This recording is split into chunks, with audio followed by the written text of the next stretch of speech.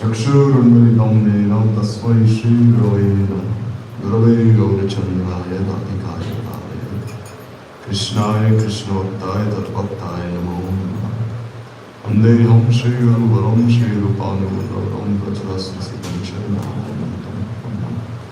श्रीगुरुचरणं वन्दे नमोऽन्विष्टाय भूतले जय श्री कृष्ण चैतन्य प्रभु नित्यानंद श्री अद्वैत प्रभाव श्रीवासादि श्री गौर जय रूप सनातन भक्त रघुनाथ श्री जी गोपाल भक्तदास हरे Krishna Krishna Krishna Hare Hare So first of all, I offer my Sastanathan Bhakti the lotus feet of our spiritual masters. Jai Shri Bhaktivedanta Shri Narayana Swami Maharaj Jai Shri Bhaktivedanta Shri Bhakti Swami Maharaj and everyone body in the world and all the Vaishnavas and then he has come. So he is busy in the kitchen, so today he will not be able to make it for class. So on his order, I'll just speak a few words. Because tomorrow is the disappearance day of one disciple of Prabhupada. His name is Bhaktivedanta Gabhashta Nemi Goswami Maharaj. So tomorrow is his disappearance day. And also the appearance day of Sri Shankaracharya. So we heard about Nemi Maharaj before. We heard that when Param Gurudev, he went to see Srila Gabhashta Babaji Maharaj along with Priyatama Devi Dasi and Sarojvasni Devi Dasi. Then he also accompanied Param Gurudev, Nemi Maharaj. Because he was previously a follower of Shankaracharya. But when he met the Gaudiya Math preachers, then he was so much attracted by their preaching that he left everything and he joined the Gaudiya Math. And he was one of Prabhupada's 18 sannyas disciples. So he accompanied Param Gurudev to see Gabhashta Babaji Maharaj. And when they knocked on the door, Babaji Maharaj, he said, I'm very weak, I cannot open it. But then they said with the disciples of Varshabhanavi Devi Daita Das, who was their Prabhupada. And then as soon as he heard the name of his beloved disciple, only disciple, then he was very happily opened the door and he met them. And he also blessed them. He placed his feet on the head of Param Gurudev and Nemi Maharaj and he blessed them, saying, whatever obstacles you have in your life, I take all those obstacles on my head. So it is for this reason that Param Gurudev would say, I never faced any obstacles in my life. I mean, I faced them, but still I was never disturbed by them in any way. Because of Gabhashta Babaji Maharaj's blessings. So Nemi Maharaj was also there with Param Gurudev. So unfortunately, not much is known about his life. Only like little has been given here. But still, remembering him, remembering his Guru Nishta, his Vaishnava Seva, we can be so benefited in our own spiritual lives. So just a short word if you given here. So we just try reading.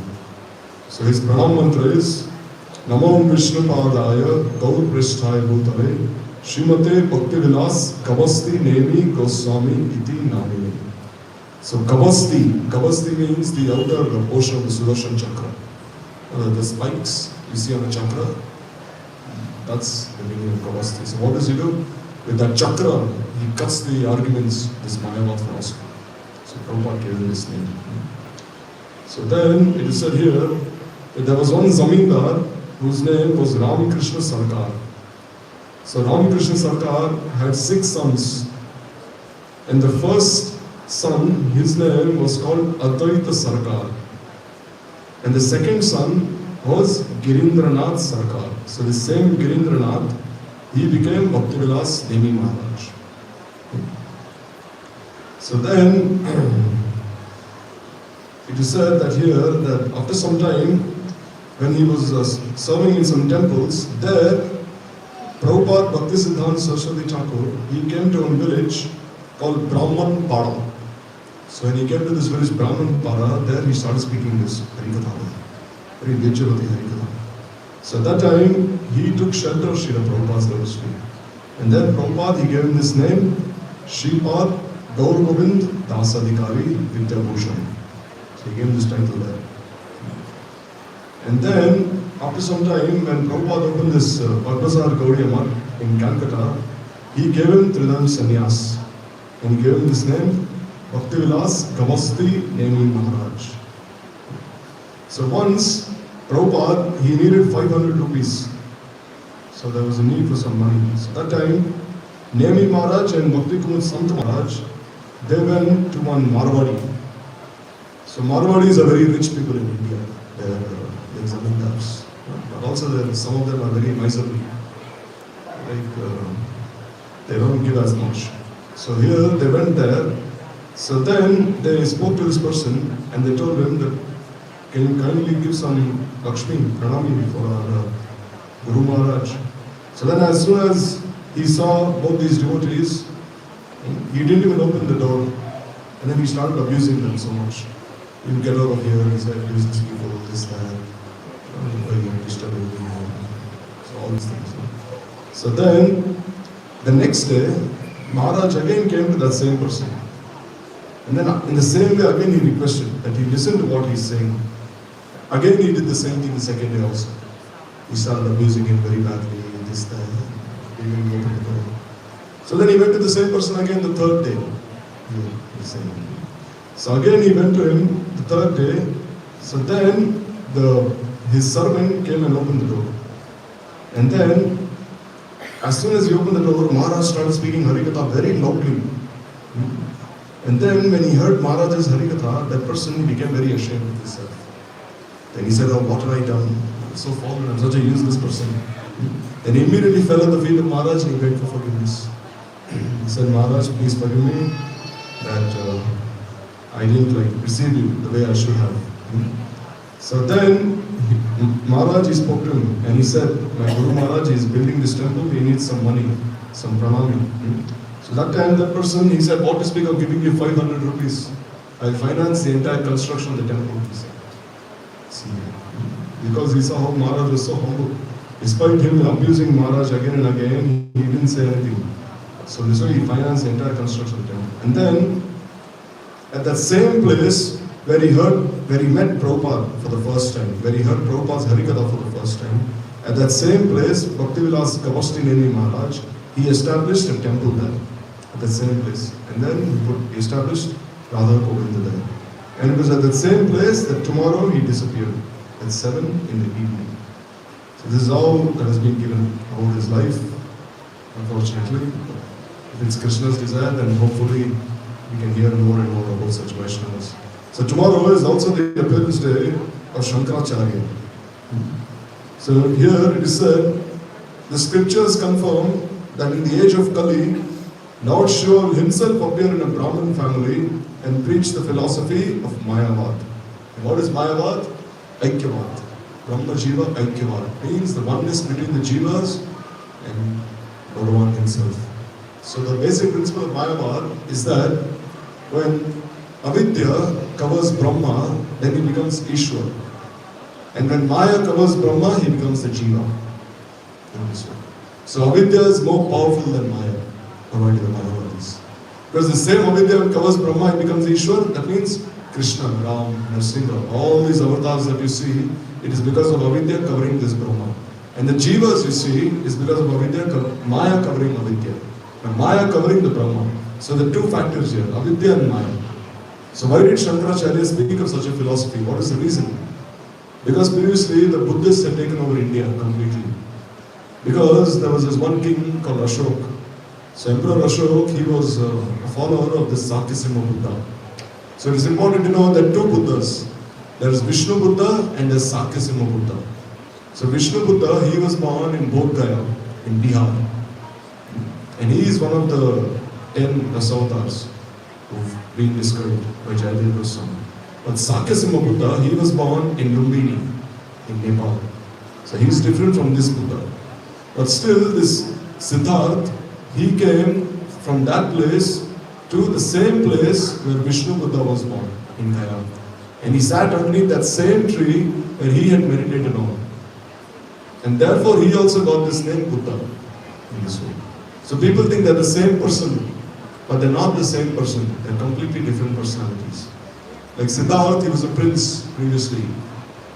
So one day when he was going in his kingdom, there he saw one lady, she was crying so much.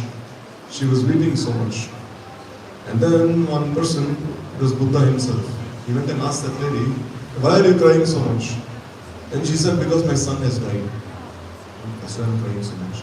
Then he said, all right, I'll bring your son back to life if you go to any house and find out that if there's any person in their family who has not died. You go to all the houses in the town and you inquire from every household and you ask every person, is there any person in your house who has not died? And if you can show me such a house, then I can bring your son back to life. This was Buddha, this was Siddhartha after he had become enlightened. Then the lady, she went everywhere looking for some house when no one has died. But is there any such place in this world? Is there any such house when no one has died? No, one person or other has surely died. So that lady came to her senses. So therefore, Siddhartha, he was very renounced in that way. But still, his philosophy was Shunyavad, means to become one with this Shunya, this void, this emptiness. And Shankaracharya, what did he do? He re-established Buddhism on Vedic authority. Because he knew some compromise had to be reached. He uprooted Buddhism, but at the same time he knew that unless we reach a compromise with Buddhism, then we cannot reinforce Vedic teachings. So therefore he built this Mayavad on the foundation of Buddhism. And he established this Mayavad, means oneness with Brahma. Everything is one.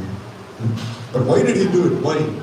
Because people were so much absorbed in this, were so much absorbed in praying to Krishna, so that in praying to Bhagavan, so that Bhagavan could fulfill their material desires.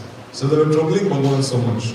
So Bhagavan himself, he requested Lord Shiva that you kindly appear and preach this Mayavad philosophy. This is mentioned in the Padma Purana. There is a shloka. It says, Mayavadam asat shastram archannam bautam uchyate. So what is Mayavad? It is covered Buddhism. What is monism? It is basically like concealed Buddhism. Archannam buddhavam uchyate. Mayeva vihitam devi kalau brahmanna murtina. So Lord Shiva informed Goddess Durga that in the age of Kali, I will take the form of a Brahmin. And I will explain the Vedas through false scriptures in an atheistic way, similar to Buddhist philosophy. So see here, what is Mayavad? It's basically Buddhism itself. So Shankaracharya, he was born in Kerala, in a place known as Kaldi. Even now in Badrinath, the pujaris there, they're from this place.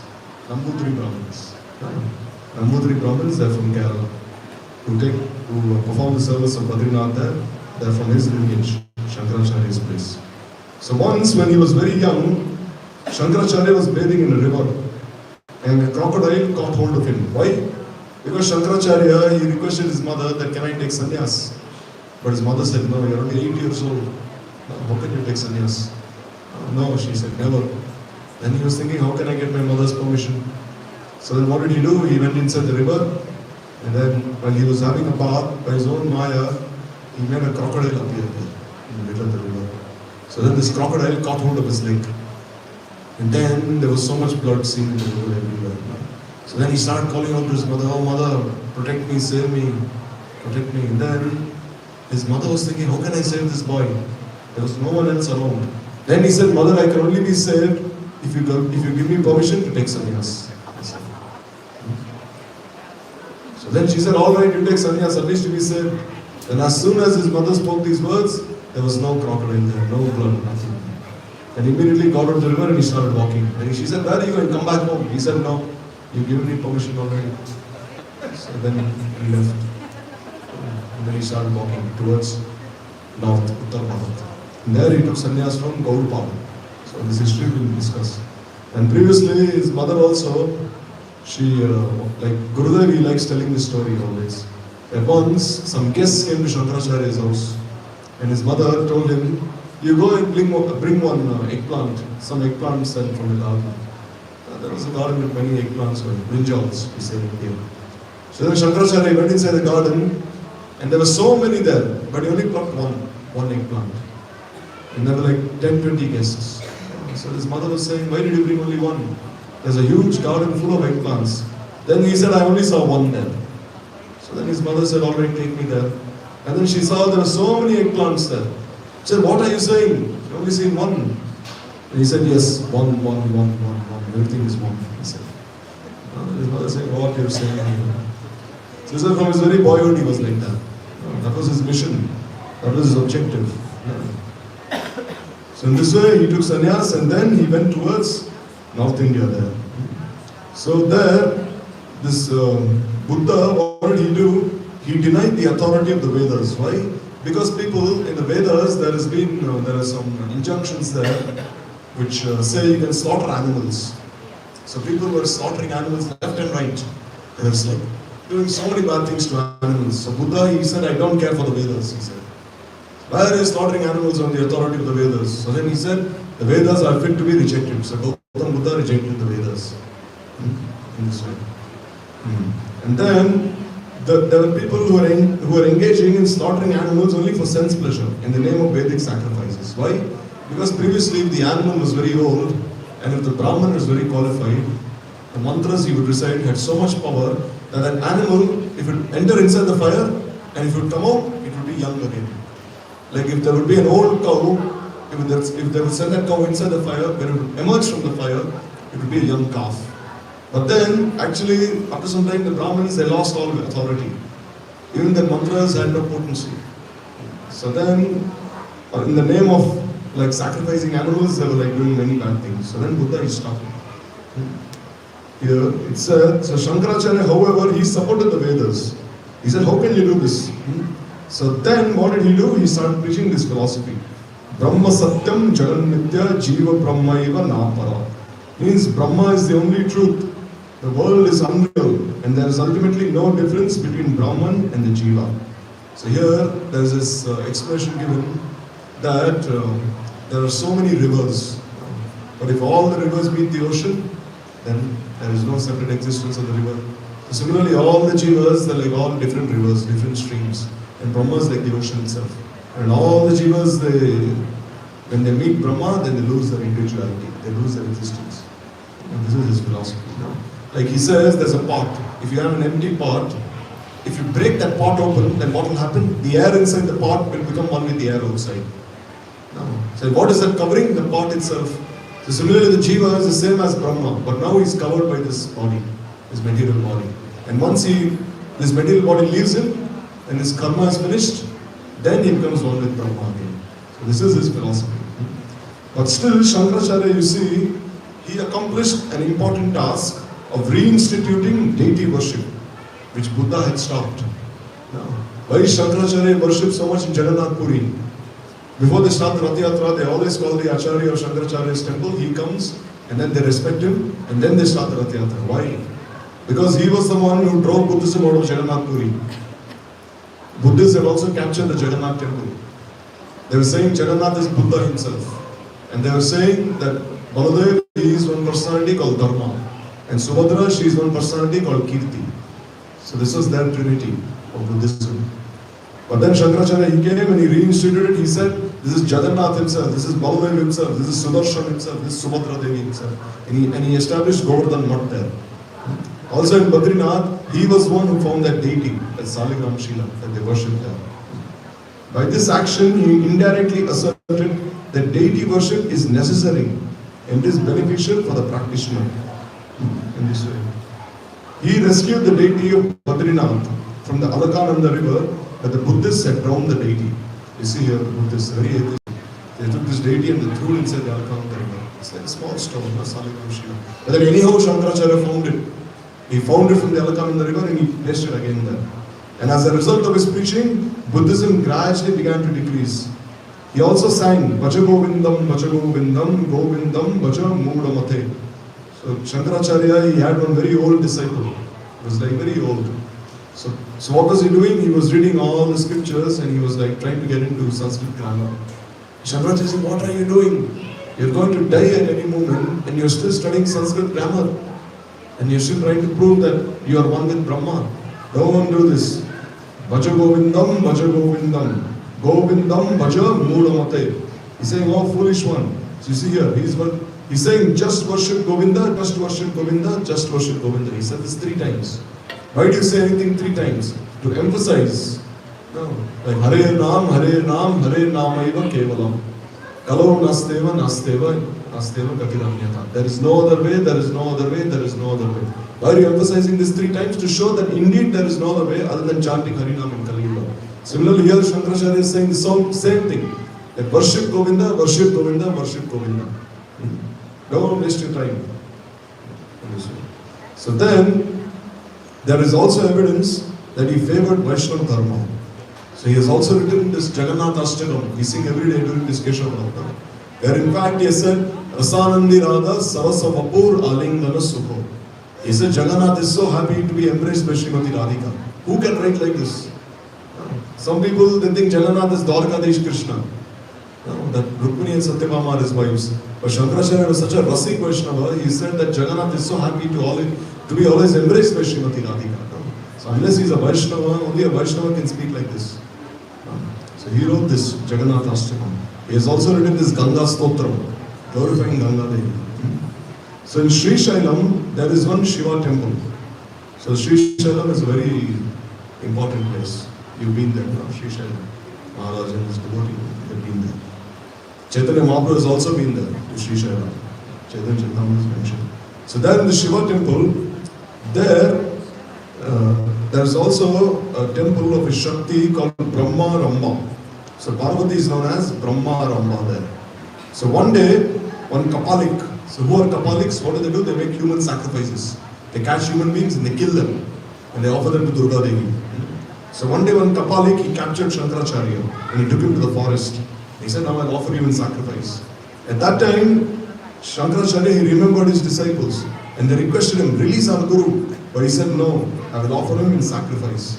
At that time, Shankaracharya, he started remembering this Vishnu Shodashanam Stotra.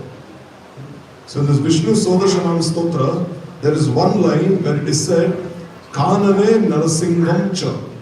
Means when you are in the forest, always think of Narasimhadev. So then Shankaracharya, he told all his disciples, now all of you start glorifying Narasimhadev. No, start remembering him. So then all the disciples, one after another, they start reciting this Narsingha Kavach that we do every day. All of them started this Narsingha Kavach. And then what happened? Narasimhadev himself appeared and killed the Kapalik. You see here, this Narsingha Kavach is so powerful. We sing it every day in the morning before Mangalarti. Narasimhadev, just because they started this Narsingha Kavach, he appeared and killed this Kapalik. And therefore, although Sri Shailam is a Shiva temple, still, to this day, this Narsingha Stava is sung there 3 times every day. Although it is a Shivji's temple. So then, even now to this present day, this custom is being followed. Glorifying Narasimhadev in the Shiva temple. So then, in the Jagannath temple in Puri, Shankaracharya, he established the place where the Upal Bhog is offered. So in honor of this occasion, every day, Jagannath Mahaprasad is sent to his mutt. This Govardhan Mutt. You see here, why is he honoring Mahaprasad then? Even to this day, the Pandavas send Mahaprasad every day to his temple there. And this way, there in Jagannath Ashtakam, Shankaracharya himself has said, Rama Shambhu Brahma Marapati Ganeshar Pado. The Jagannath's lotus feet are worshipped by great personalities like Lakshmi, Shiva, Brahma, Indra and Ganesh. So you see here, his religion is also monotheistic. It is not polytheistic. No, because they are saying that in Shankaracharya, they follow Panchopasana. They worship Brahma, they worship Shiva, Durga, Vishnu, Ganesh, Surya. But here you see, what is he saying? He's saying Rama, Shambhu, Brahma, Marapati, Ganesh, Archita, Pado. Jagannath is worshipped by Lakshmi, Shiva, Brahma, Indra, Ganesh. So here he's saying that Jagannath is Parabrahma himself. He's Bhagavan himself. He has also mentioned Navai Yache Rajyam. I don't desire anything. Oh Jagannath, Jagannatha Swami, Nayana Patagami, Bhavatume. Kindly give me darshan, he said. I don't want anything else. So who can pray like this except a pure devotee of Jagannath himself? No. Jagannath, only a Vaishnava can pray like this. No one else can. But he was playing the part of a Mayavadi. Like you see, Sukadeva Goswami, he is the parent of Srimati Radhika. But still he also played the part of a Brahmavadi. When he was in the stomach of Vittika Devi, the wife of Vyasadeva, at that time he was pretending that he was a Brahmavadi. So then this question was always asked, that when he is the parent of Srimati Radhika, when he is always sitting on Srimati Radhika's hand, how can he be a Brahmavadi? Why? He was only pretending. Only pretending. So by external consideration, why did Shankaracharya establish a Bhog Mandap? In Jagannath temple also they offer Bhoga in this place that he established there. No, he established. If he's saying that Jiva Brahmaiva Napara, that only Brahman is the truth, the world is false, this, that, then why did he establish this place where they offer Bhoga to Jagannath? See how he's cheating everyone, Shankaracharya. No? Those who are fit to be cheated, he's cheating. And those who are fit to receive mercy, he's giving them mercy. In this way.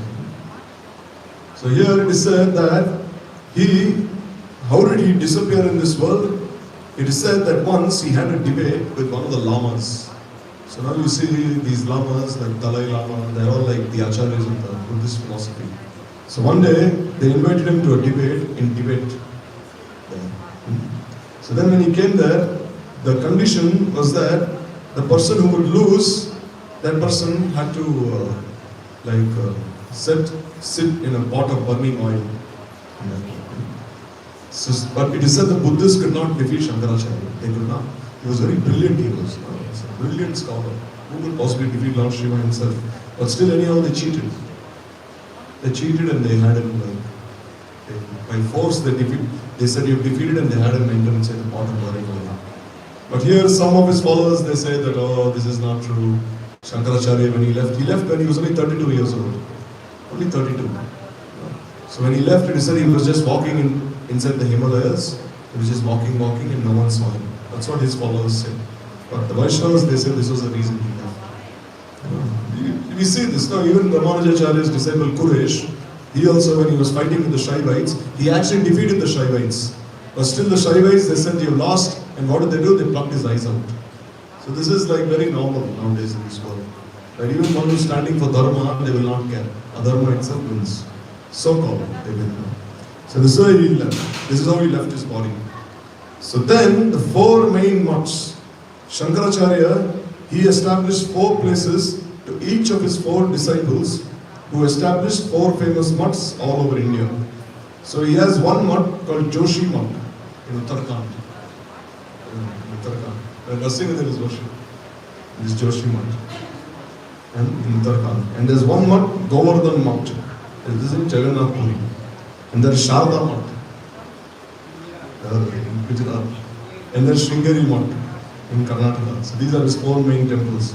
Sringeri Mutt, Sharda Mutt, Jyotri Mutt and Govardhan Mutt. Also, he was the one who started this Kumbh Mela. You see here.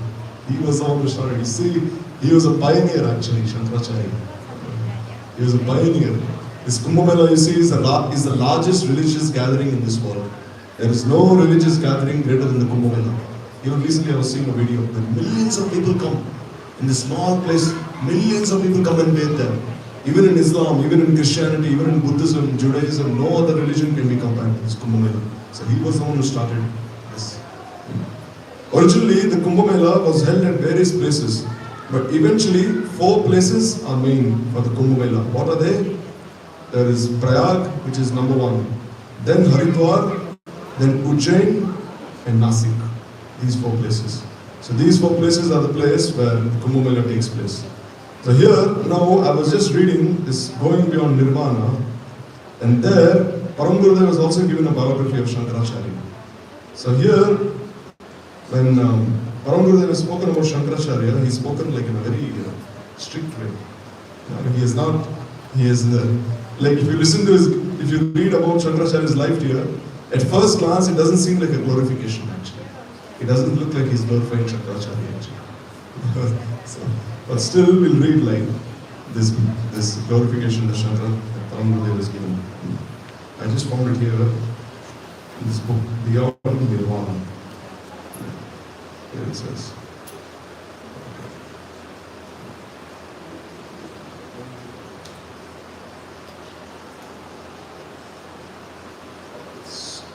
So here it says that Shankaracharya was the guardian of Mayavadism. So here it is said that many learned persons from Shankaracharya's philosophy, they have written many biographies on his life. But the 2 main biographies of Shankaracharya, they are called Shankar Vijay and Shankar Digvijay. So these are the 2 main books. So here, Madhvacharya's followers, they have also written 2 main books on Madhvacharya, on his life, Madhva Vijay and Mani Manjari. So Madhvacharya's philosophers and Shankaracharya's philosophers are always like the greatest enemies. They're always cutting each other's arguments there. So here it is said that Shankaracharya, he was born approximately 700 years ago in this village, Kaladi, which is in Chidambaram, in Kerala, South India. So his mother was a Brahmani named Vishishta, who married the Brahmin Vishwajit. For a very long time, the couple did not have a child. So then Vishwajit, he left home and he went to the forest. And the same Vishwajit, he came to be known as Shivaguru. So then they didn't have a child. So Vishishta, she was all left by herself in the home. So then she started worshipping this deity of Lord Shiva every day. She would do Abhishek, offer many sausages, everything. She became a disciple of the temple's head priest. And then she fully surrendered herself in her worship of Lord Shiva, applying her body, mind, soul, everywhere she started serving him. And then what happened? She became pregnant after some time. Shankaracharya's mother, Vishishta. So then she became pregnant. And then the elderly people in the village, they started saying, how did she become pregnant? Her husband has left home, she has gone to the forest, and still she became pregnant. How is this? Make her leave the village, they said. Very unchaste lady. She's having some illicit connection with some man and she's become pregnant now. So then Vishishta was crying so much. She said, I never even thought of any person other than my husband, and they're saying like this. At that time, Vishishta's father, his name was Magamandan. So Vishishta, she said, now I'll give up my life. Me and this baby inside my stomach, both of us will just enter into the river and we'll die, she said. And as she was entering inside the river to give up her life, her father came. And she said, I believe you. He said, I believe you, that you're very chaste. Then Magamandan, he gave evidence to all the people there. The Lord Shiva himself is appearing in her womb. He himself gave evidence. And then Lord Shiva himself has incarnated in Vishishta's womb. Make sure she does not end her life. Then, here you see actually, Lord Shiva, he came in a dream to Vishishta's father, Magamandan, and he said that I am incarnating in your daughter's womb. He said, make sure your daughter does not give her life up. I myself am coming as her son. Then Magamandan immediately went to his daughter and he said, don't give up your life. Shivji himself gave a dream to me and told me that he is coming as his son. And then after some time, Vishishta, she gave birth to Shankara in this way. So Shankaracharya was an extremely intelligent and talented child. He completed his studies on Sanskrit grammar even before his sacred thread initiation. You see here, even before he received his Brahmin thread, Upanayan, he was a scholar in Sanskrit. And after initiation, at the age of 8, he began his Vedic studies. Very quickly, he went through studying the Vedas and then concentrated his attention on mastering the 6 schools of Vedic philosophy and the Upanishads. It is known that Shankaracharya was apathetic towards family life and material existence, and his entire time was taken up by spiritual studies and worshipping Lord Shiva in this way. So he was a great devotee of Lord Shiva from his childhood. So out of many impressions one gets from reading Shankaracharya's biography is that he debated on the scriptures with many Smarta Brahmins, Shaivites, Shaktas and Kapaliks. So Kapaliks are tantrics, they know black magic. They're very powerful. Don't think black magic is a superstition. Black magic is very real actually. So even he had to fight with such people. So there was one person, one Kapalik, his name was Ugra Bhairav. So he was from Maharashtra. So he became Shankaracharya's disciple.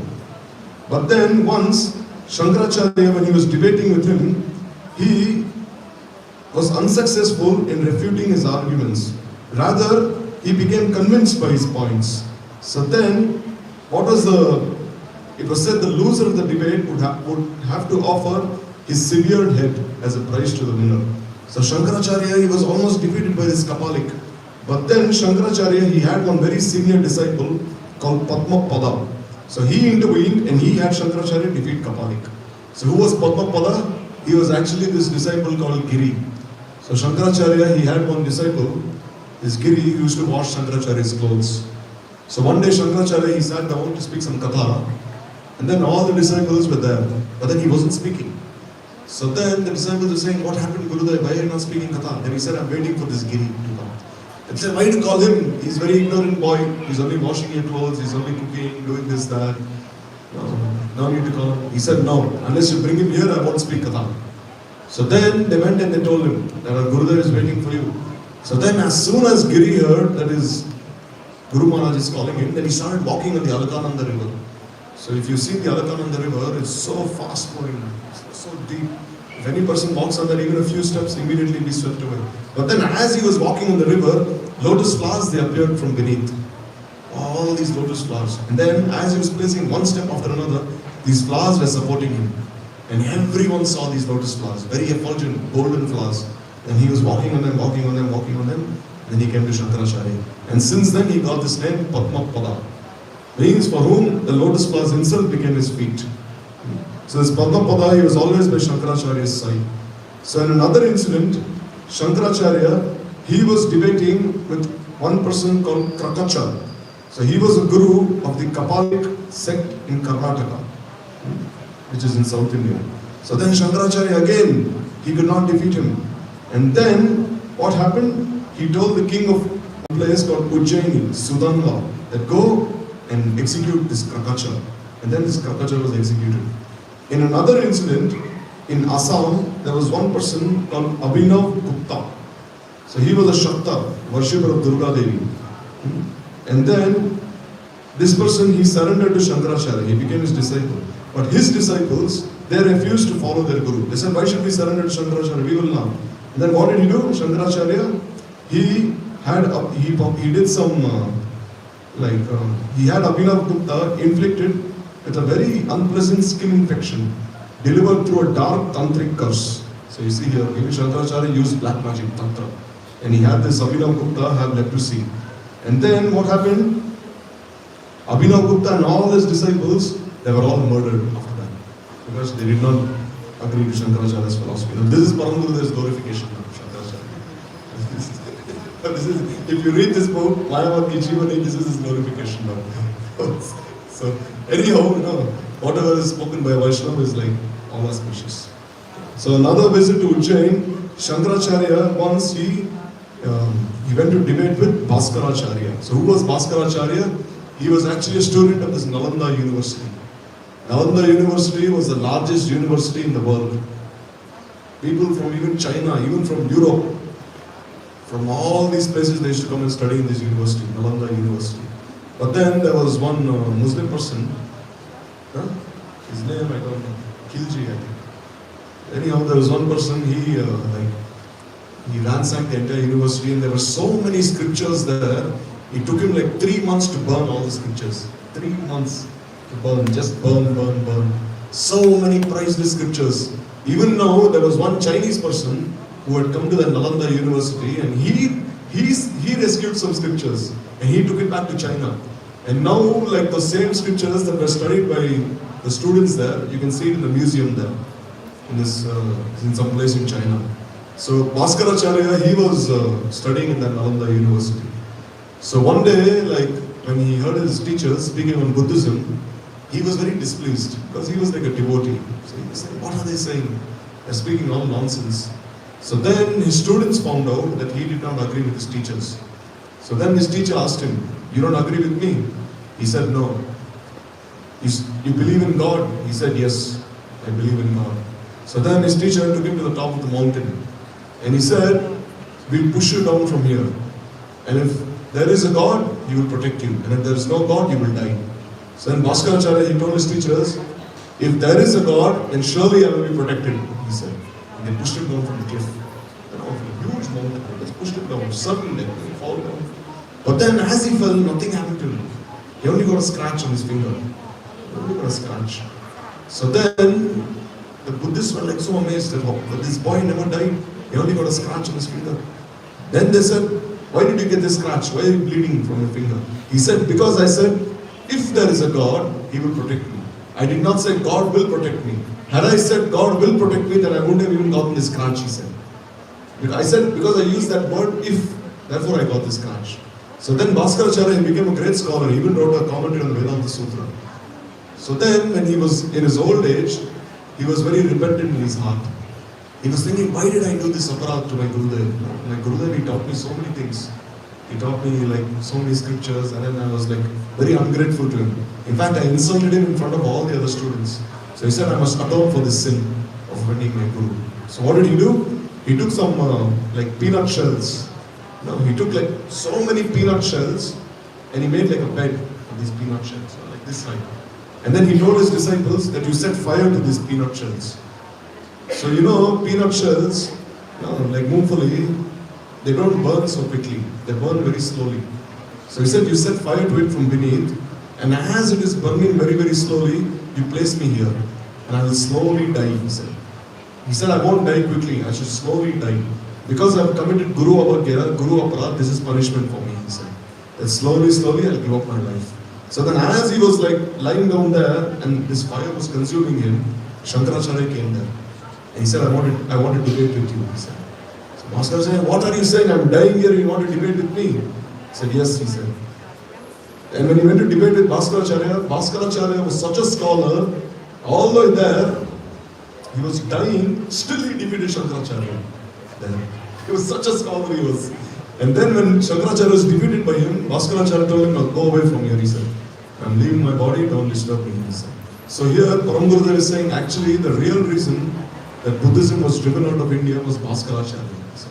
Bhaskaracharya was like even more senior to Shankaracharya. So here, then Param Gurudev is saying that Bhaskaracharya, he exposed Shankaracharya as a Mahayanic Buddhist. So Bhaskaracharya, he told everyone that he's not actually a follower of Vedic authority. He's actually a Buddhist, he said. So one of the most bizarre and incredible chapters in the life of Shankaracharya concerns a debate with the wife of a scholar. Ubhaya Bharati was a very wise and learned Brahmin lady. So she was the wife of a scholar called Mandan Mishra. So once Shankaracharya, he was debating with Mandan Mishra and he defeated him. But then Ubhaya Bharati, his wife, said, no, you have not yet defeated him. No. So then she said, in the scriptures it is said that you have only defeated one half of the complete whole. No, like a husband and wife, they make the complete whole. So you have only defeated 50%. Now 50% remains, she said. You have defeated my husband but not me. So you have not completely defeated us. So then Shankaracharya said, all right, you speak from the scriptures, I will also speak. So then Ubhaya Bharati, she said, we'll debate on this Kama Sutra. No. So we'll debate on Kama Sutra, which is like, it's a scripture which speaks about this erotic sensual pleasure. It speaks about this, like very erotic sensual pleasure. Because that time this is needed for progeny, to like reproduce. So then Shankaracharya, how could he debate with her? He was a brahmachari, He never been with a woman his whole life. So then he accepted defeat. He said, all right, how can I debate with you on that? You have experience but not me, he said. So then he He said, all right. So then, what did Shankaracharya do? He said, all right, you give me some time. He said, you give me some time, I'll again come and debate with you. So then what happened? It so happened that the king of a small kingdom, he had passed away recently. So he had gone to the forest to hunt, but anyhow he had died. And what did Shankaracharya do? Because by his yogic power, he entered inside the body of that king. And he went back to his royal palace. And there, he went inside the inner chambers of the king's queens, where his queens were so astonished that we heard you died and again you came back. He said, no, nothing happened, I only fainted there. And then he came, and then for the next 2 nights, he learned the art of love from many of them. He learned this, all these things from his queens, from his wives. So then, after learning all these things from his queens, then again he went inside the forest, and his body was right next to the king's body. So he had transmigrated from that body to the king's body.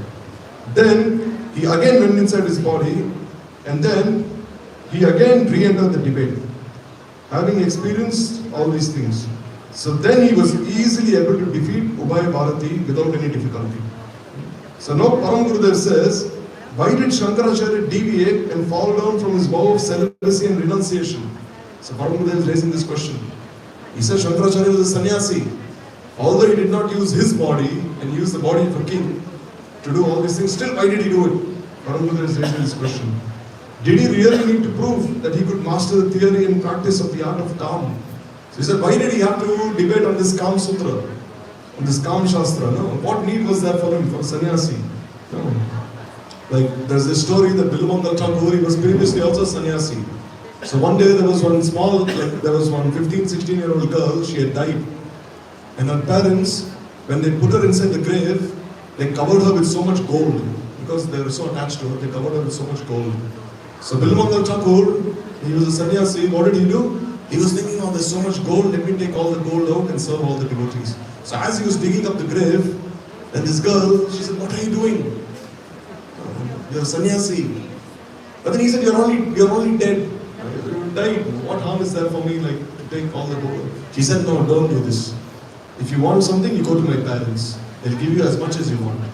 So then he went to his parents, and then he told his parents that your daughter appeared to me, and she said, I can take as much gold as I want from all of you. And his parents gave him so much gold. They were missing their daughter so much. So then he used all that gold and wealth away, his Bilumangal Thakur. And then again he went to that same place where the girl's body was there. And again he started digging up that place. And then when he touched the body, because he had to move the body away, to take the gold. So when he touched the body, then she became very angry. Then she appeared like in a dream. And then she said, although you're a sannyasi, you touched me. He said, you're dead already. No, what difference does it make for a sannyasi to touch a dead body? No. She said, no, still you touched me. So next time you'll always be very lusty, she said. You'll always be very lusty, you'll always be a behind woman, she said. And that same lady who cursed him, she became Chintamani, his Siksha Guru in his next life, that prostitute. So in this way we see that Param Gurudev is raising this question, why did Shankaracharya do this? No. We should normally think it is highly praiseworthy for a sannyasi to control his senses. But then, actually, Shankaracharya should have been proud of himself. Param Gurudev is saying that if he did not know about this Kam Sutra, these Kam scriptures, which is basically dealing with the physical union between a man and woman, he should have been so proud of himself. He should have told that lady, that I don't care for all these things. I'm a sannyasi, why should I care how a man and woman are uniting? He should have been so proud, but still, Shankaracharya, he went and he defeated her in that.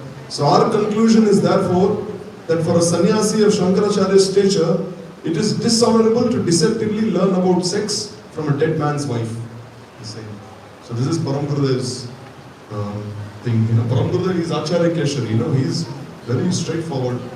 So then, Mandan Mishra was the biggest personality to be defeated by Shankaracharya. Mandan Mishra was the most renowned and erudite, smartest scholar of his time. Sri Shankaracharya, he registered victories only over Buddhists, Tantrics, Shaktas, Smartas and Karmis, but never over a Vaishnava. So you see here, it has never been mentioned that Shankaracharya defeated any Vaishnava. He defeated Tantrics, Buddhists, Shaktas, Smartas, Karmis, but not a Vaishnava. Through the ages, there was never a doubt in anyone's mind that Gyan, empirical knowledge based on the Vedas, was superior to both Buddhism and ritualistic practices. So here Param Gurudev is saying, throughout history, you have never seen a Vaishnava being defeated by his followers in this way. So this way, Shankaracharya's last and final challenge was a debate with the leader of the Tibetan Buddhists, one Lama Guru. So then, at that time, all the sects of Buddhism, they revered this Lama as their Jagat Guru. So this Lama is there. Even now you see that line continuing. So before the debate began, it was agreed by both parties that the loser of the debate would have to give up his life by plunging himself into a large pot of boiling oil. So this debate is described in the book Shabdartha Manjari, written by the famous scholar Shiromani. So then after the Buddhists had cheated, then they made Shankaracharya enter into this pot of boiling oil. And then in the year 1880, Shankaracharya departed from this world. So even now in Tibet, there is one place called Shankar Bhat. There is one banyan tree. And the Buddhists are very happy about that banyan tree. Even now they go to this banyan tree and they say it was underneath the same banyan tree that this pot of boiling oil was used to punish Shankaracharya. So even now they go there and they offer that pranams there in this place. So if you read this book, you see Param Gurudev, he has given such a elaborate description of Shankaracharya's life. But still you see, we should never minimize Shankaracharya. Param Gurudev here he says, at the end of this book, he says Shankaracharya only on the order of his Prabhu, only in the order of Krishna, he performed this seva. Why? Because Lord Shiva can even do those services that no one else can do. Why? Vaishnavanam yatha sambhu. He's the greatest of all Vaishnavas. When the ocean was being churned and this poison was produced, who drank this poison? Lord Shiva himself drank this poison. No one else could drink this poison. And therefore he said this name, Nilkanta.